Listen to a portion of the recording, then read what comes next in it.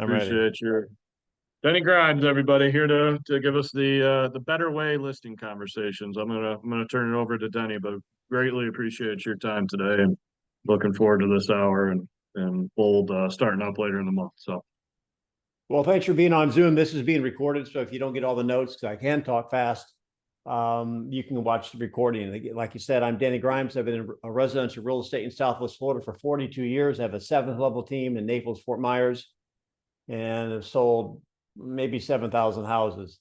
However, I learned my lessons from the 20,000 people I work with that did not buy from me. And I'm going to share that wisdom because believe me, I made my mistakes along the way and I've earned my stripes. I'm in Southwest Florida, by the way, and we happen to, according to the Wall Street Journal, which is kind of a paper people read around the country, have named our county as the worst market in the country. I call it the Ricky Bobby market. If you're not first, you're last. So we are first, worst. So we're at least the first and worst place. Couple stand different last. things. Couple different things, you guys, to make this worthwhile. I always use a screen behind me. You're welcome to take pictures of some of the slides. I even make them available to you if you remind me. Number two, as Jason and I were talking, this is going to be interactive. Rita's already interactive a little bit, telling me what's going on. And I don't really know how to say your name accurately, Rita. So forgive me for not getting the second part of it. You can help me with that. So it's going to be interactive. I told Jason, look, if you're not going to talk to me, I'm just going to take up an offering, just like I'm preaching to you, okay? Number three, you might want to, you've got the Brady Bunch, probably the gallery display, you might want to pin me so you can see my screen better. And then lastly, unless you're in a tanning booth or a car wash or something like that, why don't you put your camera on? You know, being part of Gary's Top 100, when we're on Zoom with them, we got to have the cameras on. But if it's not a good idea, you got your cat crawling over your desk or something like that, no big worries. I'm more concerned with what you hear than me seeing you. So is that fair, Jason? I mean, interactive. Yeah, And no, I get it. I get it. You should be pinned if anybody doesn't see that, put it in the chat or speak up. But we should be ready to rock here. there you go. Let's go. So you won't interrupt me. So if you have a question, Jason, you just have a question, somebody has a question, let's do it. Okay. So first thing I'm going to ask you, because we get asked all the time, you probably get asked all the time too, how's the market?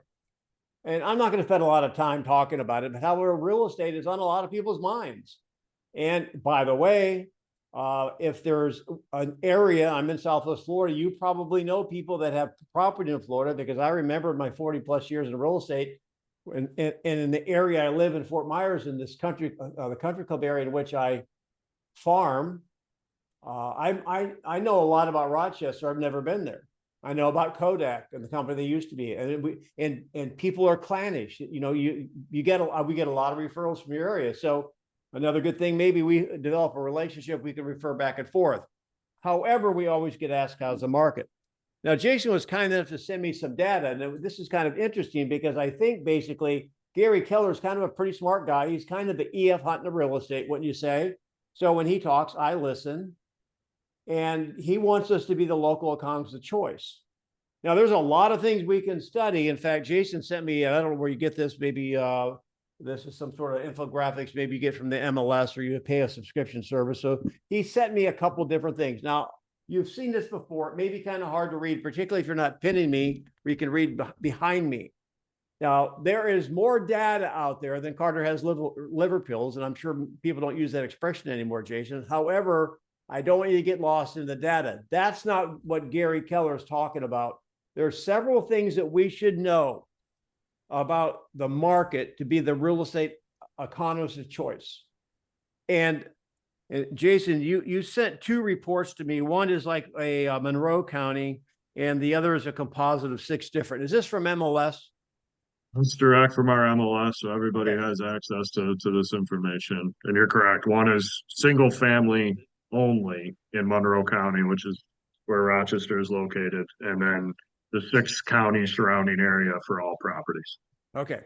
I'm just going to highlight a couple of different things here, and we're going to get into practical stuff. I'm not going to bore you with economy, and I don't have a slide rule or anything like that. So a couple of different things. You see I highlighted here median sales price. What what we know, and we're going to get into the listing presentation and some role plays here in a little bit. I find that an expert is good at sharing what they know and not sharing what they don't know. Does that make sense? So when you go into even unknown environments like a doctor, and the doctor, he or she may say, okay, well, based on this is what I think would work. This is what we think you have. This is what the tests are showing. I think this medication would be best. There's no absolutes in some things, and there aren't really some absolutes in real estate, which is freedom for us, right? However, there's things that we should know. We should know past, present, and trends. Trends is what we're seeing here. So when you get this list and you get it monthly, and probably Jason sends it out, there's just a couple of numbers I want you to pay attention to. And it's interesting, Rita already made a statement on something that Jason and I had already talked about. So when you look at $290,000, and I think, I'm not really sure, one more point of clarity, is that little graph, I don't know what the bottom, or I guess that would be the x-axis is that the month of July, or is that the year to date? Jason. I'm sorry. So you're looking, the graph shows year to date, right? From there so that would date back to July of 2024. Got it. All right. So you can see that basically what's going on with the median sales price. You're starting to see a little dip. Now, hang on. I don't want to get ahead of myself. All right. So when you look at basically the number of sales, the number of sales are trending up. I don't know where the dip came in. However, closed sales are trending up. Now, I'm surprised that only 700 sales in the month of July. I mean, we must have a bigger market here. What's interesting is this: the media will only report on two things. They're going to report on the change in sales and change in median sales price, and the sellers will only listen to the news that's beneficial to them. They will totally tune out anything that does not help them. That's why when you go on a listing presentation, the sellers are still think the market's in one place, and it may not be there. Our sellers are walking out and getting their newspaper, and they think they're picking up the newspaper from the fourth quarter of 2021, in which is the peak of our market. And our market has been sliding ever since. I don't know. I say this all the time, you guys, to all the people I speak with all over the country, and you're in New York, and a lot of people say New York. You know what the most crowded state in the nation is, you guys? It's called the state of denial. And there's sellers out there that are living there, buyers too. So we have to understand the trends in order to speak with confidence. So you see that closed sales appear to be moving up a little bit, but that's like reading that the Bills lost on Monday, right? I shouldn't say that. I mean, the Bills won on Sunday. You're reading that on Monday. All right. Now you're going to look at the third thing is I want you to look at inventory. Now if you're taking notes, here's the thing I want you to remember. Median sales price, number of sales is historical data. It's secondary information. What changes the market is what happens with the number of homes being I sold. went like this, it's 11:09. As inventory increases, and you can start to see it increase a little bit, be careful because the market may be shifting. It's like the first day of fall. You can feel it. You know there's something happening. Leadership, we had a call and we were talking about the market change, not just there, but Boston's feeling it too.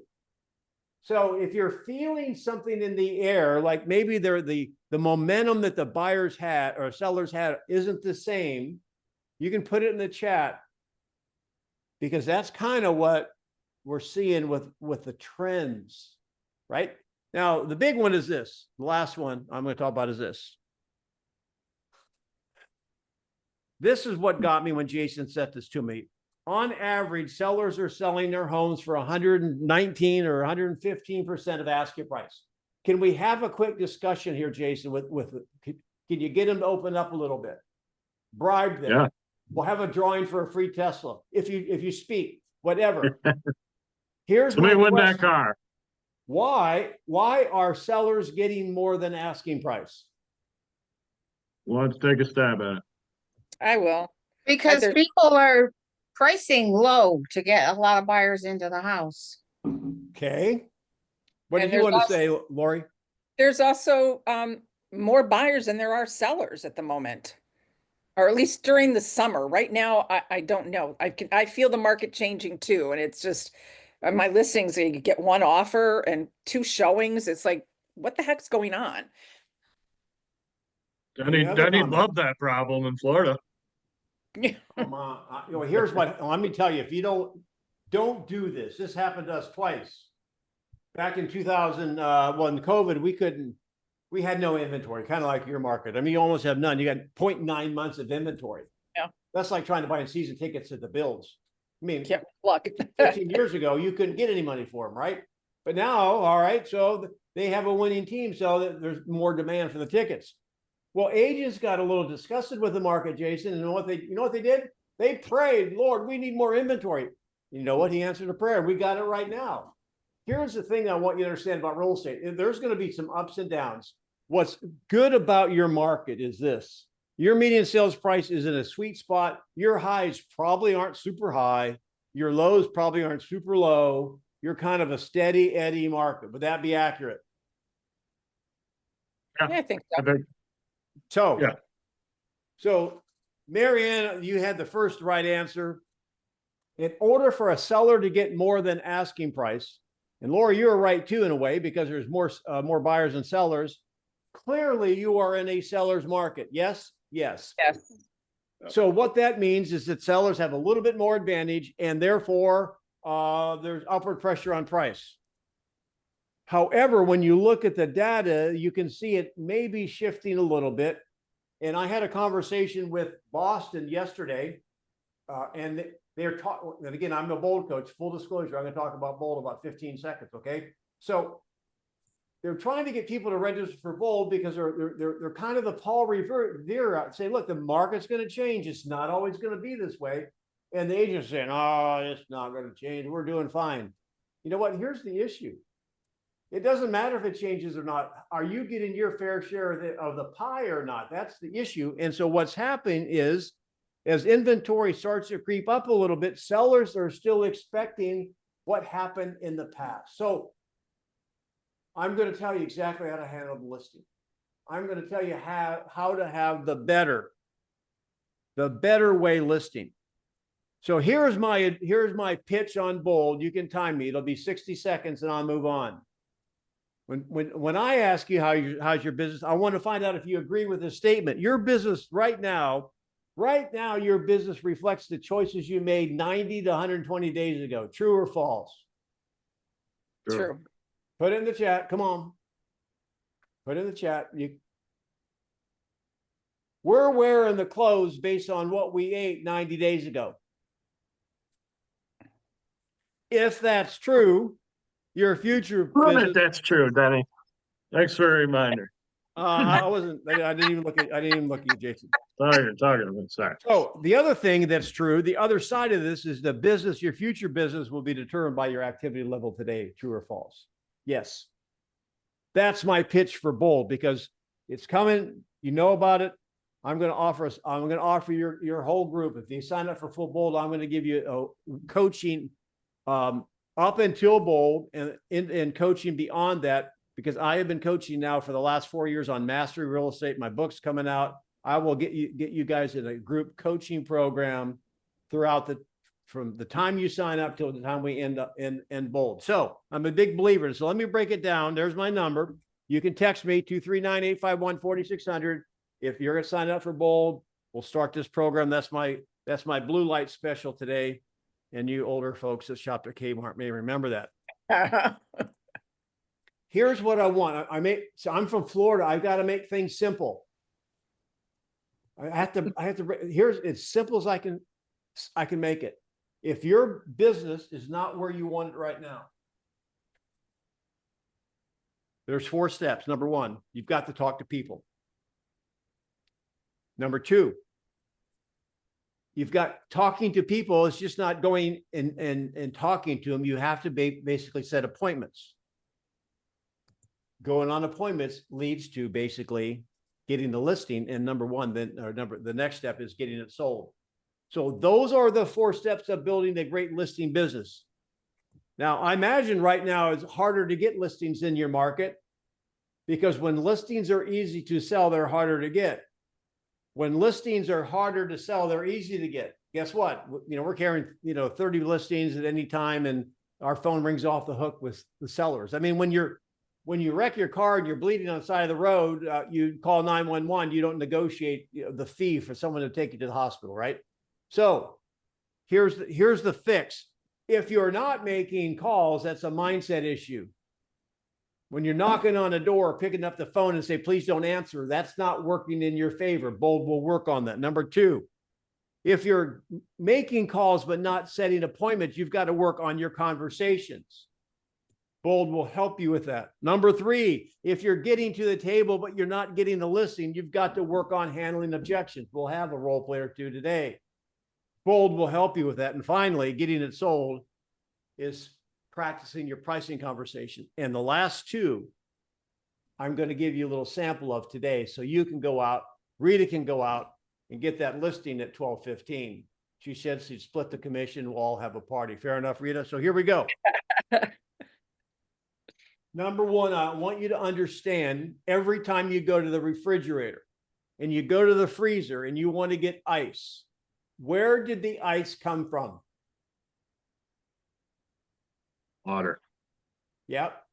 Does anybody remember before they had all these automatic ice makers, we used to have ice cube trays. Now, these ice cube trays weren't the normal run-of-the-mill ice cube trays made out of Tupperware.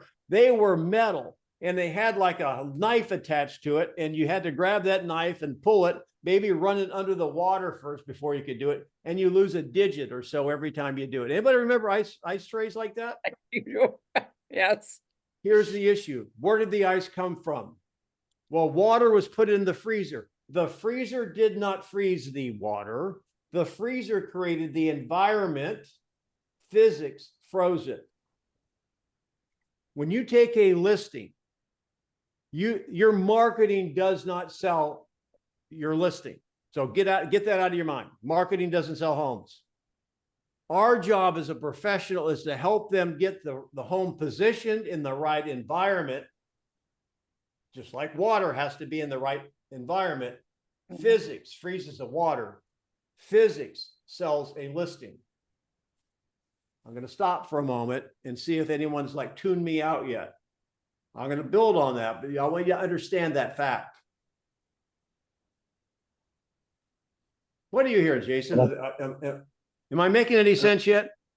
100%. It's all about positioning. You could take a poorly positioned listing and market the heck out of it and likely not get the result that everybody's looking for versus a well-positioned listing from pricing, staging, etc. Is going to get eyes on it and going to get movement. Not necessarily regardless of the marketing, I guess, but well, yeah, it could in our market, I guess it does, right? Yeah, you probably just need a 3x5 card on a popsicle stick because that's for sale. You're going to get activity on it because that's the type of market you're in. But however, in a perfect world, you're going to do your research and you're going to have your comparables and your market analysis. And in a perfect world, the sellers will say, sure, I see that the market's changing. And oh yeah, I know. I mean, listen, I've lived this, you guys. Have you ever had a seller say, looked at Zillow? Remember, we used to make fun of Zillow because their market, their Zestimate was always like higher. Was that true in New York as well? Oh yeah.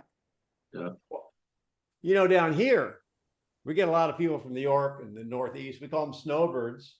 They're living down here, and then the market changed, in particular during the COVID years, where we had a 70. Get this, guys, a 70% increase in our median sales price in like 2.5 years.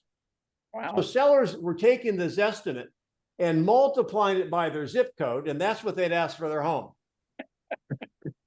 So the market analysis didn't work anymore. So I've got the answer for you.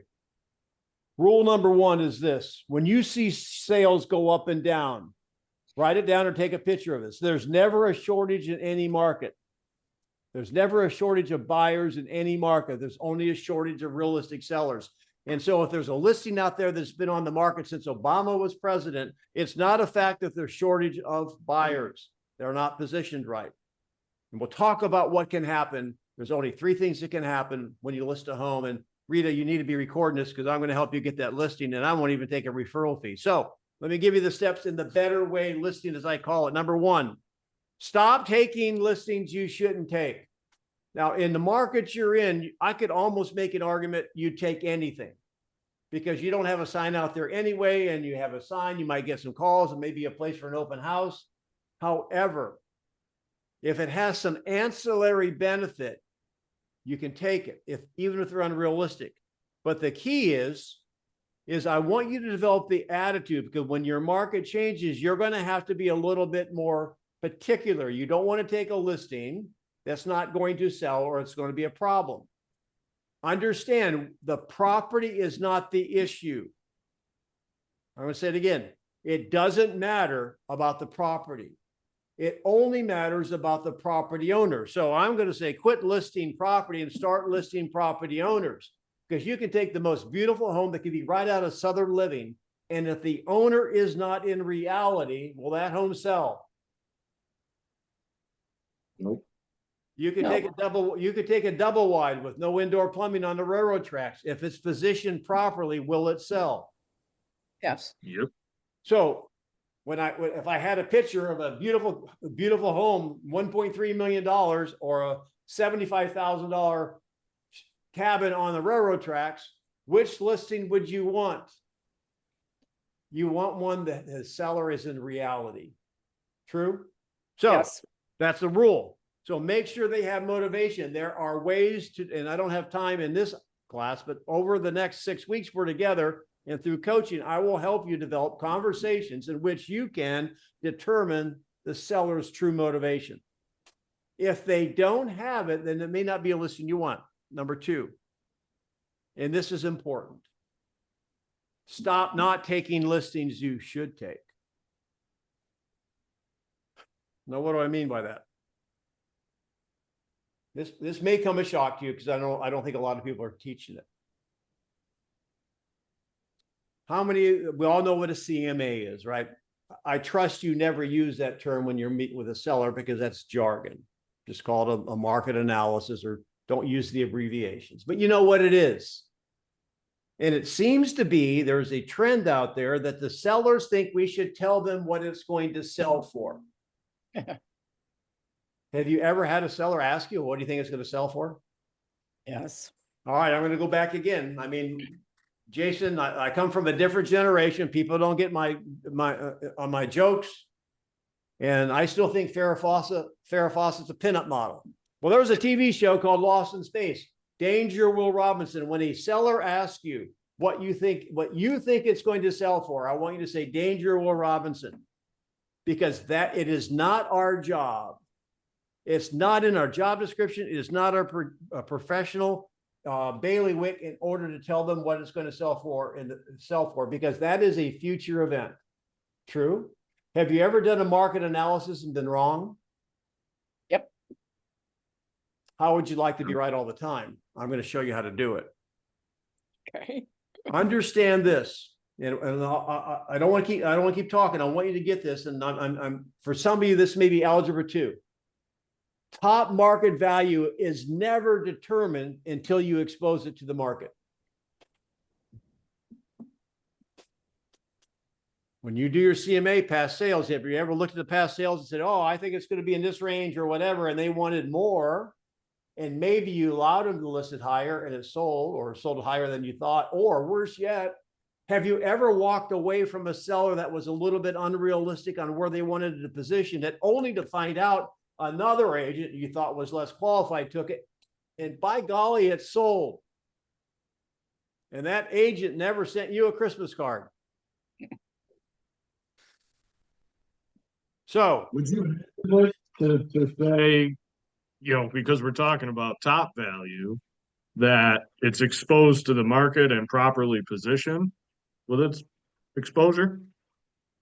Well, there is a market range, and the range has a low and a high.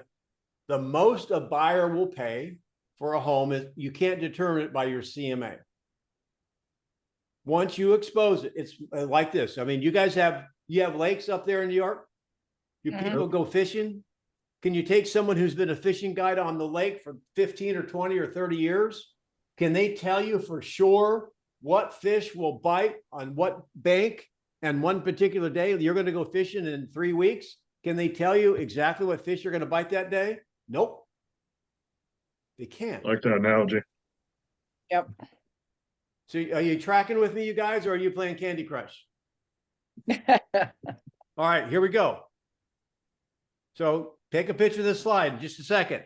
So when you're meeting with the seller, forget predicting the future if you can't explain the present. What's the present? Jason just sent me the list of those, the data.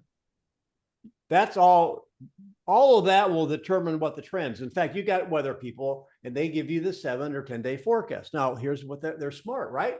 What they do is, okay, on this weekend's weather here in Florida, it's going to be a low of 79 and a high of 92 with 120% humidity.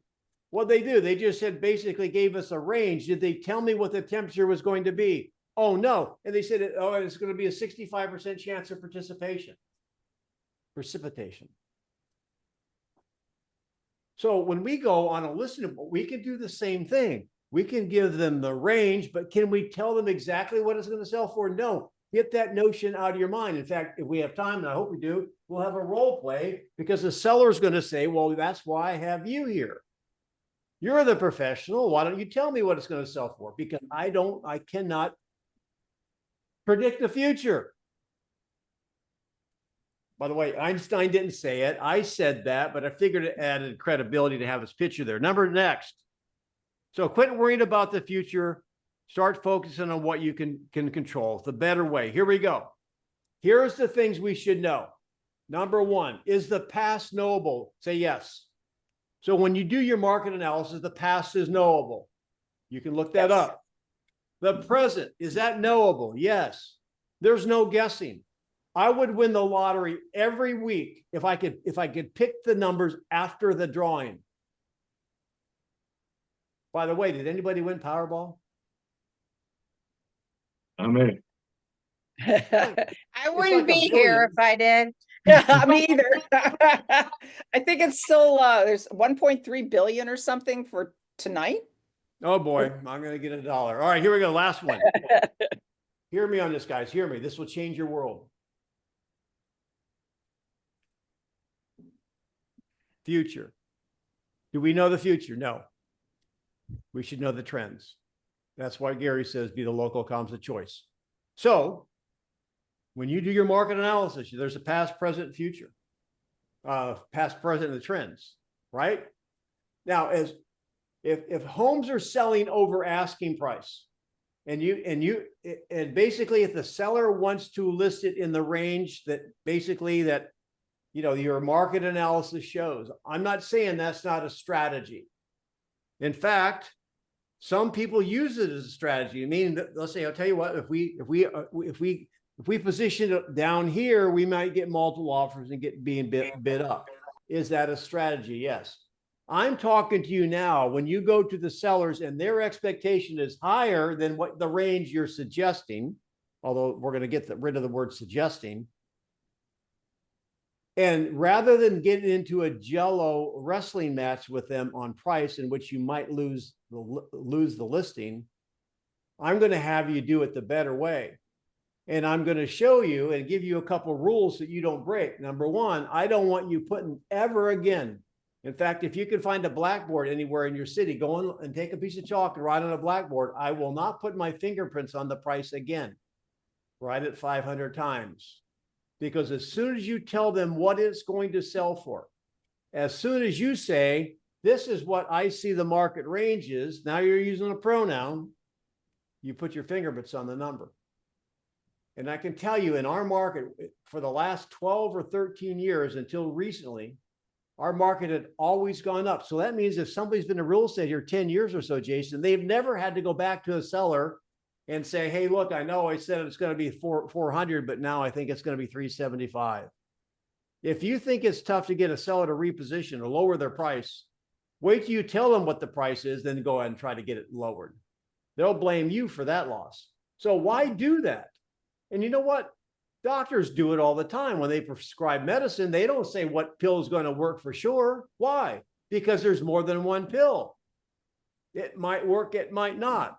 So the sellers are going to want to know what they should list at, and they expect you to tell them. So I'm saying get the fingerprints off the price. Now, if you have your phones handy, I want you to take a picture of this QR code. If you hear nothing else, I'm going to say right now, here's the most important thing. Rita, you got a listing coming up. You need to get this printed off. This is the most important listing form on the planet. You know, I've done this a long time. Like I said, I've given this classes all over the country. I've talked to tens of thousands of agents. And I boiled it down to when you list a property, there's only 3 things that can happen. Now, I think an expert doesn't predict the future, but we should be able to tell them what the outcomes are. I mean, a doctor generally says this pill might work. However, here are the other outcomes. I mean, your legs might fall off and you lose your hair, the side effects, right?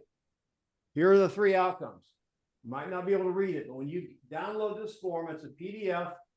You'll notice you can put your branding on there and then seller's initial very quickly. If you have a listing out there that has low to no showings, that's outcome 1. So is it possible, even in your market, to have a listing that has low to no showings, you guys? That means the hook is here, the fish are here. The only remedy is to reposition. Now, notice I don't say lower the price, because lower the price is the one thing sellers hate to do. So why do you keep talking about it? It's not about the price, it's about position. Outcome 2, you get nibbles. All right, you get nibbles, but no offers or maybe a low offer. Outcome 3, it sells. So Rita, when you go on that listing appointment and you're afraid that sellers want more money, we're gonna have that conversation right now. If you want to role play with me, can you be that seller? Sure. All right. So I know in sellers, we have a lot of sellers who are in denial. They smoke sweet and low. So have you done a market analysis on that home yet? Yes, I have. And I don't want you to give away, maybe you don't want people to know where it is. I'm not asking you to do that, but and it's not your own home, is it? No. Because maybe you have a stubborn seller if you're the seller. So all right. So you did a market analysis, and what was the market range? Anywhere between 280 and 320. Okay. So I want you to be the seller now. That's going to be unrealistic. What would an unrealistic seller want for a home that you think should sell? You would predict it would sell somewhere between 280 and 320. I'm the seller. So I'm actually expecting my house to sell for more than 320 because my neighbor down the road and my Aunt Betty said that houses should sell for 350 and get an agent that could get you 350. All right. Now, everyone teaches all kinds of conversation. Now it's going to be confrontational. We're going to get into the Jello wrestling match about why did you come up? How did you come up with 350?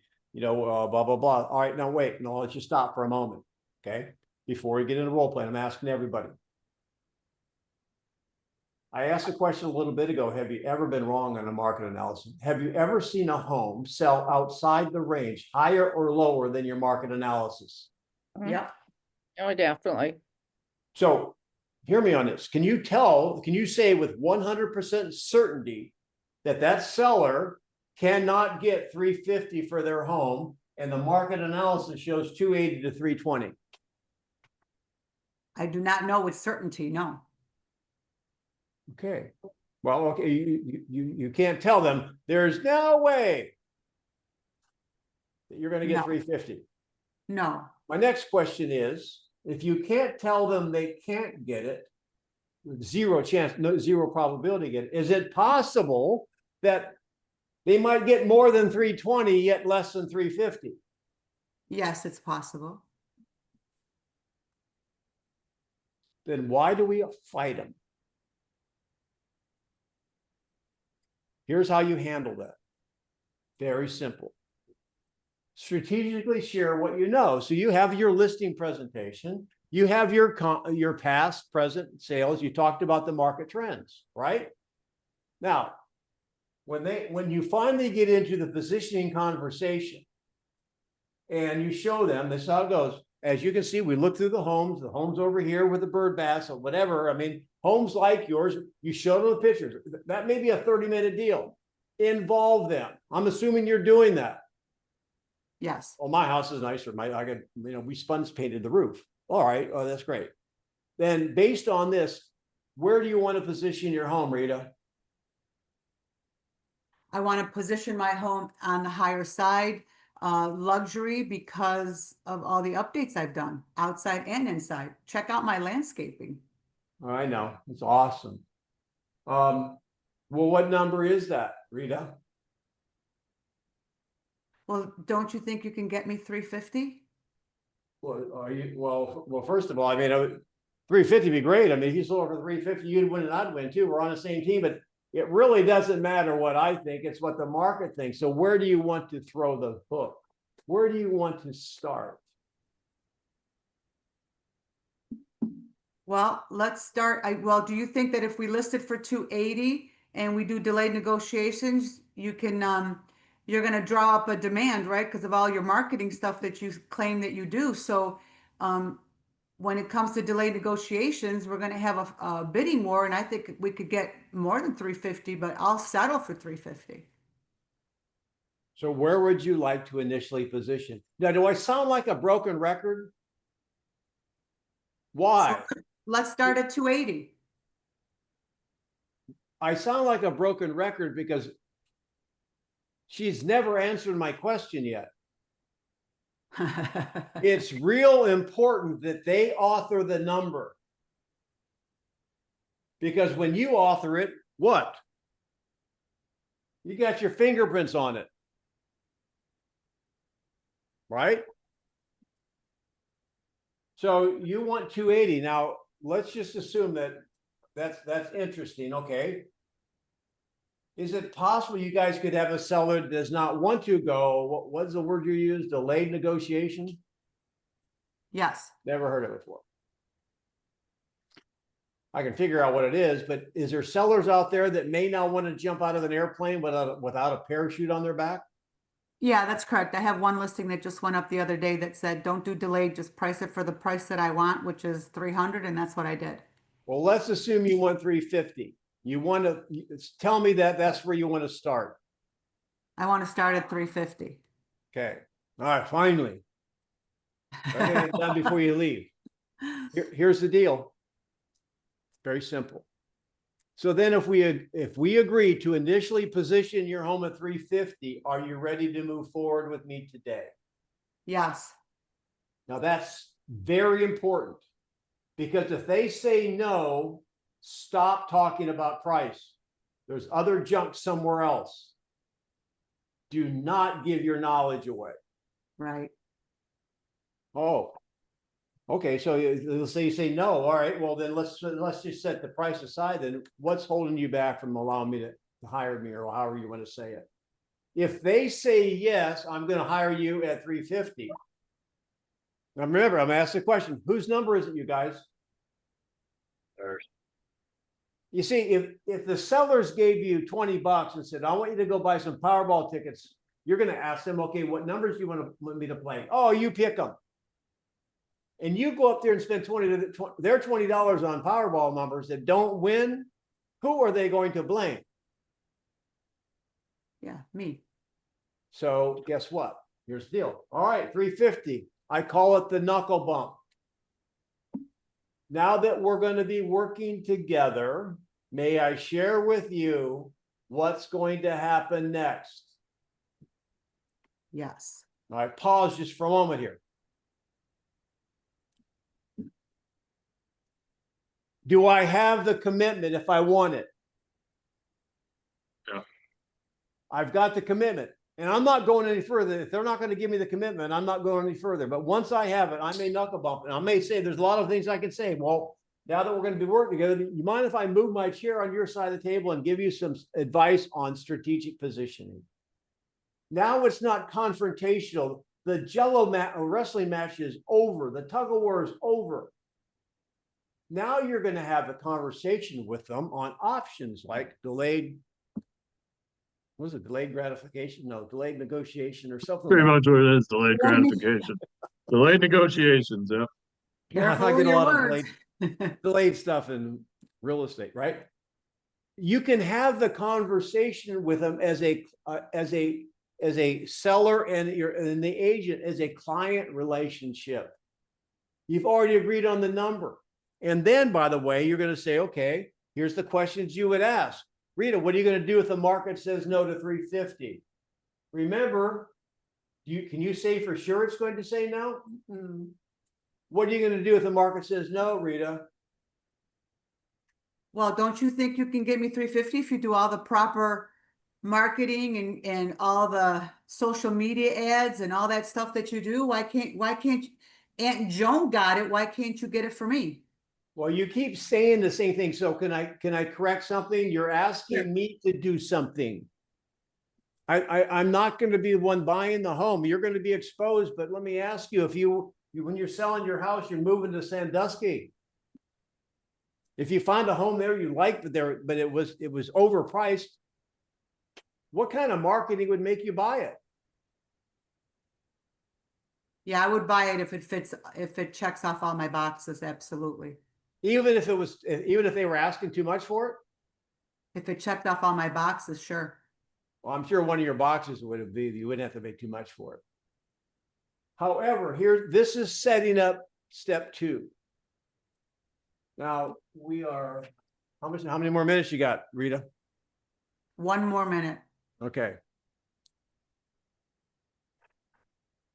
If you've been in real estate for a short time, and I'm giving you the Cliff Notes version here really fast, your listing may not sell, particularly this one. If it's a 350, it may not be that delayed negotiation type thing. It may not sell right away. Is it possible a home doesn't sell right away?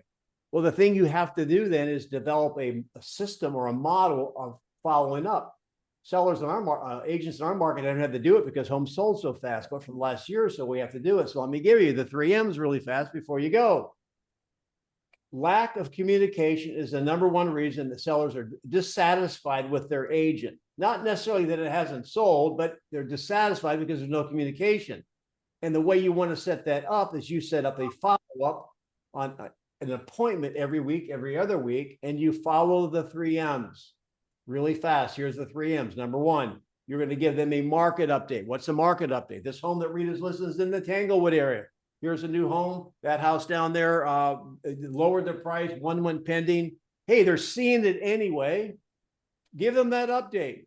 Then they know you're watching the market. Number 2, marketing update. This is critical. When you give them the marketing update, it's not like, hey, we had an open house, we had 15 people through it, and I put you into the Shopper magazine, and we had a couple calls. No, you got to go to the internet, and you got to go to your analytics. Over the last 2 weeks, since we've listed it, we've had 1,300 people. Your home came up in 1,300 searches. Of those 1,300 people, 45 of them clicked on it, and 3 of them took the virtual tour. And if you're thinking about getting a tattoo today, let me tell you which one it should be. This line should never should be for every listing presentation, every follow-up. So you can see that the marketing's working, because you have to let them know that the marketing's working. Because if you have a listing that gets low to no showings or no activity, they're going to think you're not doing anything. That makes sense. And the 3rd M is make a decision. Well, we've been on the market 2 weeks. We've had 1 showing. That's outcome number 1. Rita, are you ready to reposition? So what I'm basically attempting to have you do when you run across a seller that does not want to price it low to get it bid up, rather than getting into a fist fight with them, why don't you take it at their number and work them down? That's the better way, in a nutshell. Any specific question on the marketing update, Keith? Do you have a preference as to where to pull that data from? Do you go to, more of a national site like Zillow, or? Your MLS probably has it. I know Realtor.com has it. Your MLS probably has it. And so there's reports, and I think Realtor.com has it. I don't think we pay anything extra to get that. But that's a great question. If you're not using it, that's what you should be using. Because sellers sat there for a week in our market or 2 weeks and no one's walked through their home. They don't realize that 300 people have actually looked at it online and said no. Unless you tell them that. So what are you guys hearing? Anything here useful? Anything you want to role play? And Rita's got to go on a listing presentation, and you can text me. You have my number. You can text me how well you did, or if you're stuck, you can phone a friend. I'll help you. So any comments on what I've talked about so far? I love the, don't have your fingerprints on the pricing concept, right? And just to me, that drives home the importance of the concept of positioning, right, versus pricing in general. But to really challenge ourselves to go out of our way to not, come out and like, yeah, no, this thing's selling for 280. Have my name on it type of thing. It's really dangerous, especially in a volatile market like we're in. That kind of, in one hand, more things change, the more they stay the same. But we also have this trending data type of stuff that we have to pay attention to. Well, you know who taught me this? My dentist. I don't like the dentist. I like movies, but I didn't like the Running Man movie with Dustin Hoffman, the drill in the teeth. So here's how it happened, you guys. I had my semi-annual checkup. Denny, you got maybe something going on. I didn't really hurt too bad. I can see it in the X-ray. You should let me take care of it. No, I don't want you to take care of it. Why? Wouldn't bother me that much. That's called an unmotivated buyer or seller. Now, he did not get me in kind of a hammerlock and say, I'm not going to use you. I'm not going to let you be my patient anymore unless you let me pull that tooth. He said, okay, Denny, it's fine. At some point in time, it's going to bother you enough. And when it starts bothering you, it may not be the most convenient time. Well, sure enough, I was out coaching bowls in California, eating a little sweet roll or something. No, my tooth broke. Guess what? My motivation changed. So what I'm suggesting is, and when you meet with a seller and they have a higher expectation of numbers, and you can't say they can't get it, and they're willing to hire you, and if they answer the next question correctly, I would take the listing. And the question is, what are you going to do if the market says no? Well, I want to downsize. I want to move to Sandusky. I want to be closer to the grandkids. They have motivation. So what I'm saying is, if that's their number, they've authored it. We've told them with 100% certainty what's going to happen next, because you have this sheet, low to no showings, showings, no offers, or it sells. At some point in time, their motivation gets to a point. And guess what motivation they have in our market? And it might be starting in your market. It started just like yours. The upward pressure of the pricing starts to slow because inventory starts to increase. And as soon as buyers, it doesn't happen right away, it's kind of gradual. As soon as buyers realize they're starting to get a little bit more of an edge, they start pulling back. And what happens is you start to get a bigger expectation gap. Sellers are still wanting this. And buyers are saying, you know what? It's Groundhog Day. Every day I wake up, the home is maybe worth less. Now, you're not there yet, but it may come there. The biggest danger for a seller not being realistic, particularly in that changing market, we call it a slinky market. Now, you guys have houses with steps. I played with a slinky growing up in Florida. We only had one step, and that was from our living area to the garage. But when you put the slinky on the stairs, it kind of goes down. And the only way to catch the slinky is to get ahead of it or wait for it to hit bottom. You're not there yet, but your sellers may be near the peak.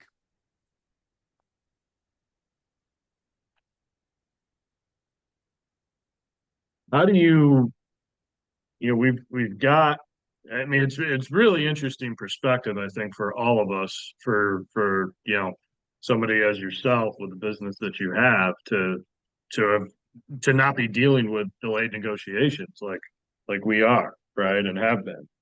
So, how do you balance the concepts that you're instructing us on with, the notion of the way I think of it, there's kind of, I guess, a couple different ways to skin the cat here, right? So to speak.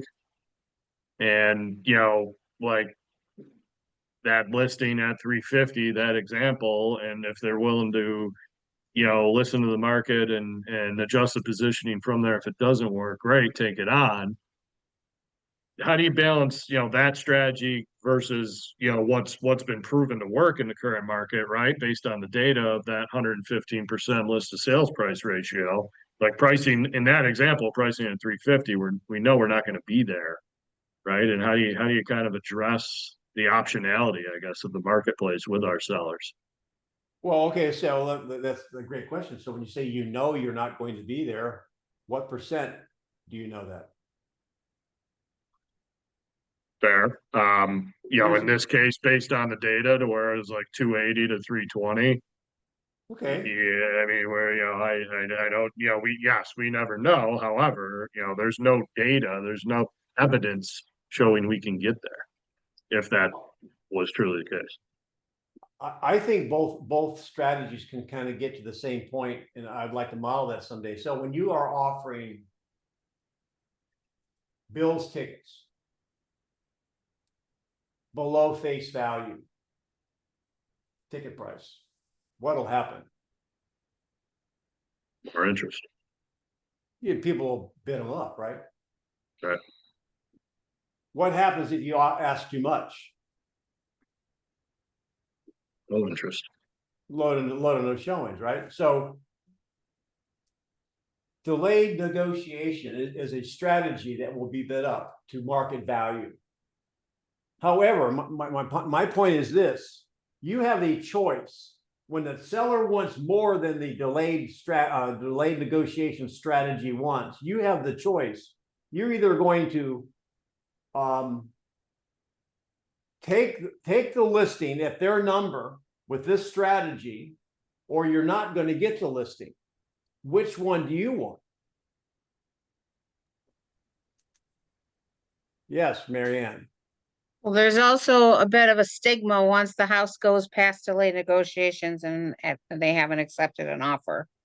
And then you start getting all the calls from the agents definitely expecting the price to go down. Well, yes. Well, that's another thing. Actually, I have a book coming out. The time on the market is not as detrimental as you think. You've already, and again, you have a strategy that's common in your market to underprice it. However, the time on the market, for example, is not a deterrent because every time you reposition, every time a seller repositions, the clock starts over. And so hear me on this. If a house, let's say, was at 350 for 90 days and it didn't sell, then they take it down to the top end of the range that Rita said, 320. Are there going to be some buyers that say, no, I'm not going to buy it because it's been on the market 90 days. It's not a delayed negotiation. I'm not going to buy it.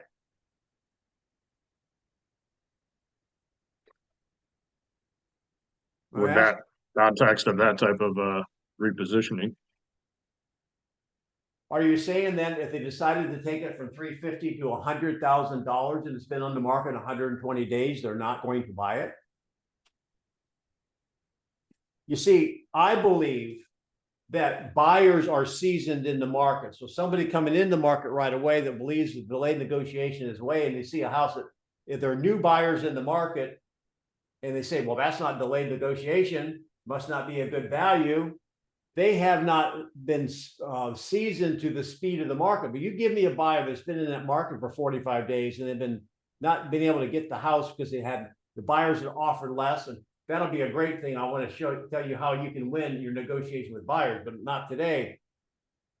At some point in time, they're going to say, screw it. I don't care if it's the delayed negotiation or not. At 325, I'm going to buy it.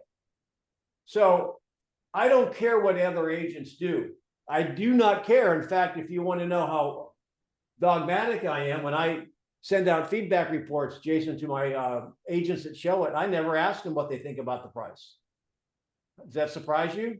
Why don't I care? Because it doesn't matter what they think about it.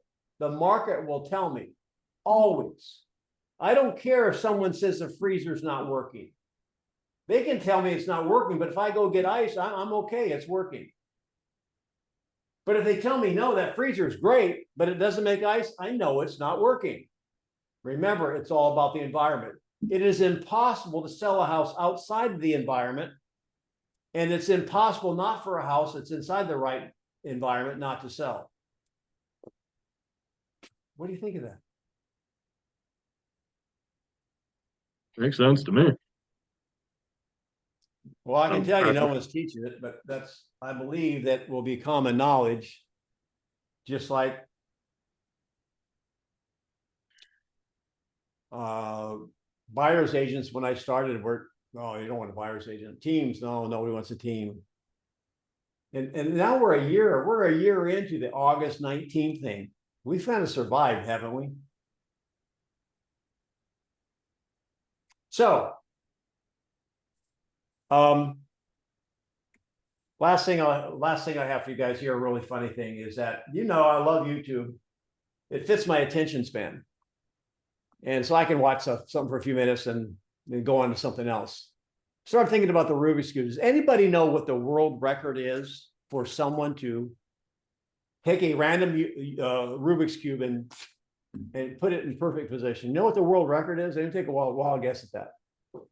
30 seconds. Less. What? Any more guesses? 3 seconds. It's 5. Get out. That's 5 wild. point something, 5 point something, maybe 6. Here's the issue. Here's my point, you guys, as I say goodbye, because I got to get on another call. They let them look at the Rubik's Cube. It's covered with a napkin. There's a competition. A lot of people, laying around here wanting to do this, okay? And they let them study it for a minute, put it back down, blow the whistle. There's telltale signs. Did you know, for example, on they look for the white, notice it's on the corner, and there's always one that's in the center, it's a certain color. They look for patterns. And you know what these guys get? I Googled it. These guys that do this and win it's almost like a hot dog eating contest. It's a Rubik's Cube contest. I don't know, they might get $5,000 for the prize. How do you think they got that good at that? Can you say the P word? What they do? They Practice. Practiced. Guys, that's what Gary says we should be doing. Practicing.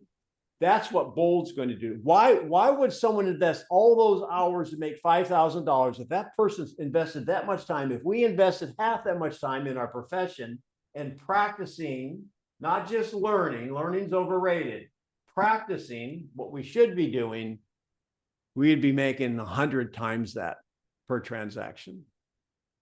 Does that make sense? So again, if you're not signed up for Bold, it's coming the 23rd, a few weeks away. And I'm excited to be your Bold coach. Jason, thanks for your time. And Thank you, Denny. Appreciate it. if you missed my number, there it is.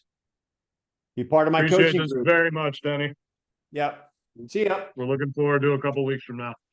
Take Bye-bye. care. Go Bills.